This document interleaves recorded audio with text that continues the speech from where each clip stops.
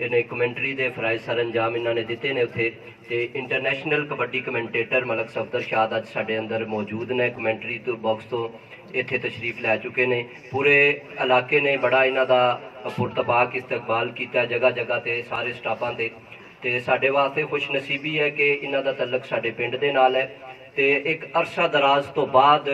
हरसाकोट 165 गाब दे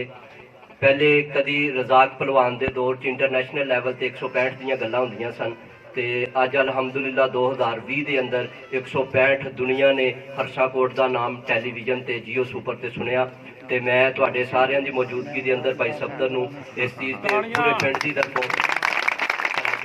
पेश करदा कि उन्होंने पिंड नूं उस मुकाम ते पहुँच के हर मैच के अंदर बल्कि हर साह ते पिंड का नाम याद रखे। गल्लां बहुत सारिया कर ली दी कमेंटरी के हवाले नाल रेडियो के हवाले नाल कदी कदी बंदा रुक जाता किते जाके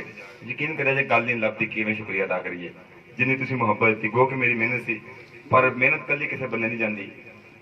और दुआवां बहुत सारियां मेरे नाल सन। मैं इंतहाई शुक्रिया अदा करांगा मैं अपने बुजुर्गों सब तो पहला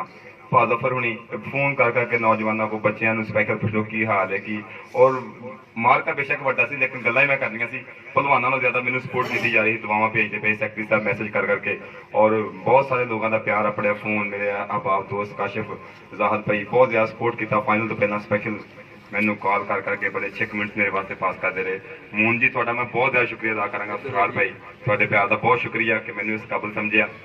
और प्यार खरीद साझी की यकीन करे जे बहुत जिन्हें भरपूर प्यार किया नौजवानों ने बच्चों ने सब लोगों भरपूर मुहब्बत की वर्ल्ड कप का और जी मैं गल करना चाहवागा बीइंग पाकिस्तानी वो कि अपने पिंड नाल जुड़े हुए लोग पर इंटरनेशनल लैवल पर पहली दफा एडा बड़ा इवेंट पाकिस्तान होया कबड्डी का और पाकिस्तान के बाद जड़ियाँ बाहर नैगेटिव गल्लां कीतियां जांदियां सी पाकिस्तान टैररिज्म है पाकिस्तान दहशतगर्दी है पाकिस्तान खिडारी नहीं सी बाहरों गैर मुल्की आउंदे गवर्नमेंट ऑफ पाकिस्तान का मनसूबा यही सीगा कि लोगों को अपन दसना चाहते हैं कि पाकिस्तान अमन का मुल्क है पाकिस्तान मुहब्बत का मुल्क है और पाकिस्तान लोग शरीफ लोग रहिंदे ने और गवर्नमेंट नूं क्रिकेट जिवें तुहानूं पता लोग